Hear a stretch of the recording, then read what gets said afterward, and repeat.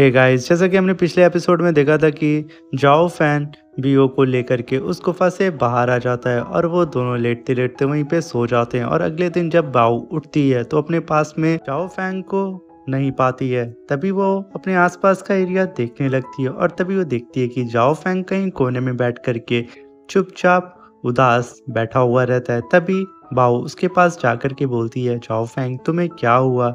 तभी जाओ फैंग बोलता है कि तुमने मेरी गुफा में मेरी जान बचाई थी और इस चीज़ का एहसान मैं ज़रूर एक ना एक दिन चुका करके रहूँगा। तभी बाओ उसे देख करके हंसने लगती है और कहती है कि मेरे पास एक आइडिया है, क्यों ना तुम मेरे सेक्ट में ज्वाइन हो जाओ और तुम मेरे सेक्ट के एक डिसाइबल बन जाओ और तुम्हें कल्टीवेशन के नए नए पाथ के बारे में तुम्हें बताया जाएगा। मगर इस बात को सुन करके जाओ फैंग एकदम गुस्सा आ जाता है और खड़े होकर के कहता है कि मैं बुद्धा को फॉलो करता हूँ और तुम डिमंस को, हम दोनों एक जैसे कैसे हो सकते हैं? मेरा क्विन सेक्ट बुद्धास के राह पे चलता है और तुम लोग डीमंस कल्टीवेटर हो जो कि डीमंस हो और तुम लोग सिर्फ बुराई के राह पे चलते हो। इस बात को सुन करके बाओ कहती है कि तुम कैसे जज कर सकते हो कि हम डीमंस गलत होते हैं। और मैं तुम्हें बता दूं कि बहुत साल पहले जब युद्ध हुआ था, इस युद्ध का नाम था ग्रेट वॉर ऑफ इविल। इसके बारे में तो तुमने सुना ही होगा। उस युद्ध में तुम्हारे सेक्ट के सारे लोगों ने डीमंस को बहुत ही बुरी तरीके से मारा था और साथ में उन डीमंस के बच्चों को, बूढ़ों को, जो नहीं लड़ सकते थे उन तक को मार दिया था। तो बताओ, क्या तुम्हें इसके बारे में पता है? तभी फैंग कहता है कि नहीं, ऐसा तो कुछ भी नहीं था। तभी बाओ कहती है, तुम लोगों को जो चीज़ें पढ़ा दो तुम लोग वो चीज़ें रट लेते हो, मगर तुम लोग कभी रिसर्च नहीं करते हो कि आखिर वहाँ पे क्या हुआ था। मगर यहाँ पे फैंग अभी भी बाओ को ही गलत ठहरा रहा होता है। तभी बाओ कहती है कि ठीक है, तुम मेरे सेक्ट में मत शामिल हो, मगर तुम मेरी एक बात को याद रखना, अगर तुम मुझे दोबारा दिखे तो मैं तुम्हारी गर्दन थर से अलग कर दूंगी। और ये कह कर के बाओ फैंग को ढकेल के वहाँ से चली जाती है और फैंग वहीं पे चुपचाप खड़ा रह जाता है। और यहीं पे हमारा सीन शिफ्ट होता है और हमें दिखाया जाता है कि सीनियर लू शॉट की प्रैक्टिस कर रही होती हैं और उनकी मास्टर उन्हें दूर से ऑब्जर्व कर रही होती हैं। और उनकी मास्टर तभी देखती हैं कि सीनियर लू की स्वॉर्ड उनके हाथ से गिर जाती है।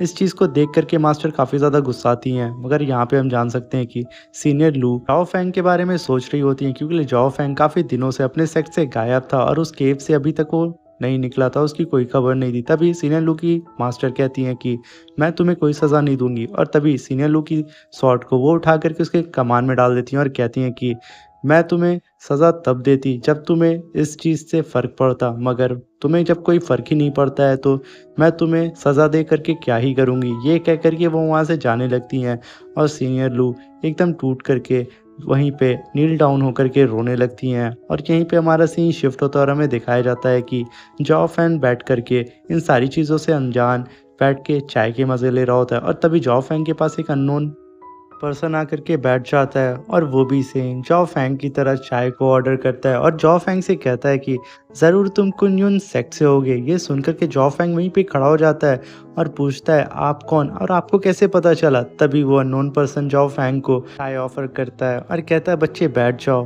और फिर अपना नाम वोंग बताता है। तभी वोंग जाओ फैंग से कहता है कि ये जो तुम्हारी स्टिक है वो काफ़ी इंटरेस्टिंग दिख रही हो और मुझे जहाँ तक लग रहा है कि ये स्टिक दो पार्ट से बनी हुई है, एक तो डीमन स्टोन और ये दूसरा जो कि एक मिस्टीरियस ट्रेजर है। और ये ट्रेजर के बारे में बोला जाता है कि ये ओल्ड मैन हेक्सिंग का ट्रेजर है। और तुम्हारी ये जो स्टिक है वो ब्लड सकिंग पिल से कनेक्ट होकर के बनी हुई है, यानी कि ये बहुत हद तक तुम्हारा ब्लड को सक करती होगी। ये सुनकर के जाओ फैंग एकदम शॉक्ड हो जाता है क्योंकि ये सारी चीज़ें सच थी।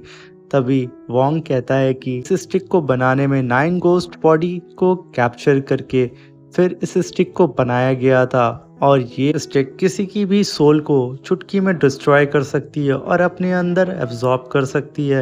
ये सारी इन्फॉर्मेशन सुन करके जाओ फैंग एकदम शॉक्ड हो जाता है। और तभी जाओ फैंग सोचता है कि जब मैंने फर्स्ट टाइम इस स्टिक को छुआ था तब मेरे पास कुछ मिस्टीरियस ऑरा था, यानी कि मेरे आसपास कुछ सोल्स थी और वो टोटल 9 सोल थी। तो शायद वो वही गोस्ट की सोल होंगी जिसे कैप्चर करके इस स्टिक को बनाया गया है। और तभी फांग वोंग से कहता है कि आपका बहुत बहुत शुक्रिया कि आपने मुझे इतनी अच्छी इन्फॉर्मेशन दी। तभी वोंग कहता है कि ये स्टिक तो किसी डीमन कल्टीवेटर की होनी चाहिए थी, ये तुम्हारे पास क्या कर रही है। इस बात को सुन करके फांग कहता है कि भले ये एक डीमन वेपन है, मगर ये डिपेंड करता है कि इसे यूज़ कौन कर रहा है, और मैं इसे अच्छाई के लिए यूज़ करूँगा और इससे डीमन का खात्मा करूँगा। इस चीज़ को सुन कर के वोंग कहता है, मुझे ये सब चीज़ें मजाक लग रही हैं। मानता हूँ कि तुम्हारे अंदर बहुत पोटेंशियल है, मगर तुम्हें कोई एक्सेप्ट नहीं करेगा क्योंकि तुम्हारे पास एक डीमन वेपन है। इस चीज़ को सुन कर के जाओ फैंग बोलता है कि मेरी सोल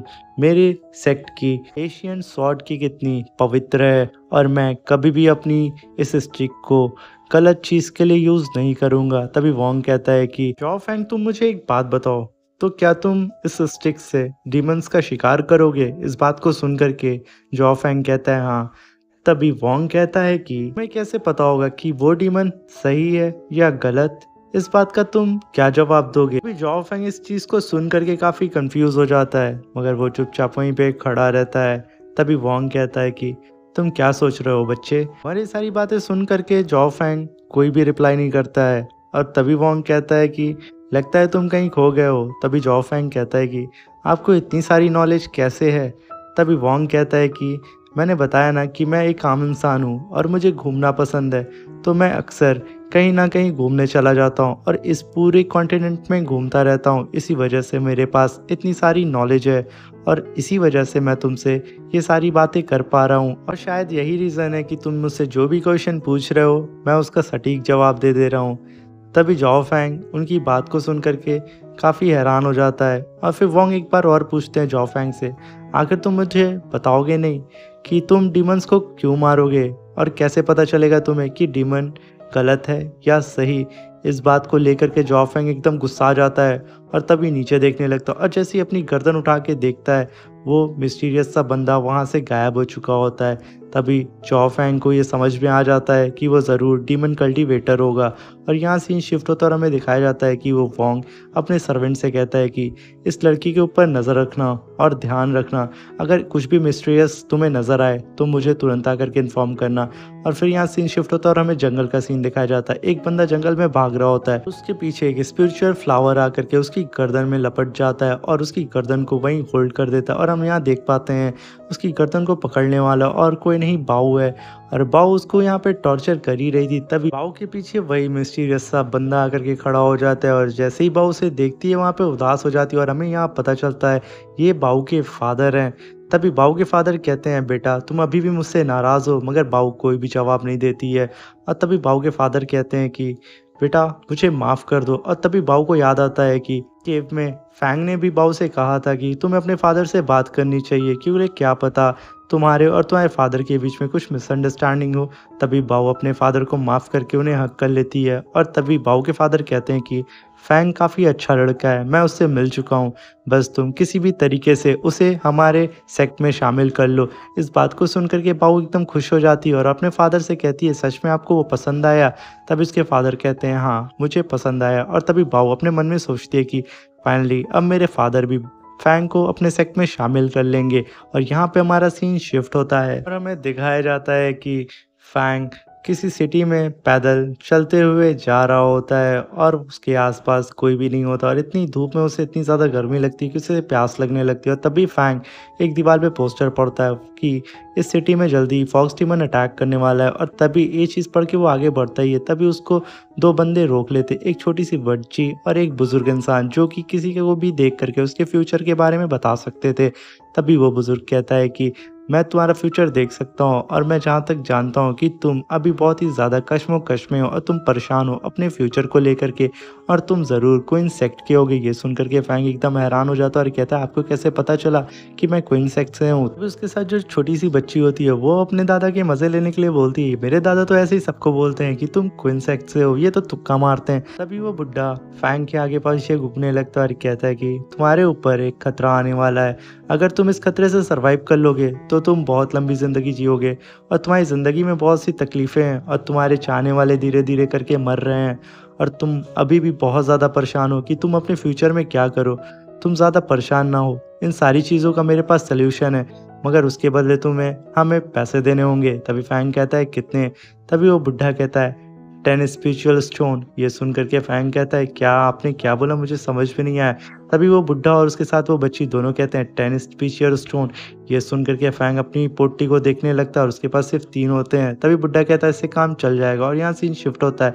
हमें दिखाया जाता है एक मॉन्क जो कि उसी फॉक्स का शिकार करने के लिए आया हुआ रहता है और तभी वो फॉर्च्यून टेलर उस मॉन्क के पास जाकर के बोलता है कि मैं तुम्हारा भविष्य बता सकता हूँ। तभी वो मॉन्क कहता है कि हम बुद्धा के रास्ते पे चलते हैं और हम ऐसी वैसी तुम्हारी छोटी मोटी बातों पे नहीं आएंगे, तुम यहाँ से दफ़ा हो जाओ। और तभी मॉन्क की नज़र जॉ फैंग पे पड़ती है और जॉ फैंग का कपड़ा देख करके वो पहचान जाता है कि ये क्यून सेक्ट से है और तभी वो उससे बोलता है कि क्या मेरे भाई तुम मेरा साथ दोगे उस फॉक्स डीमन को मारने से।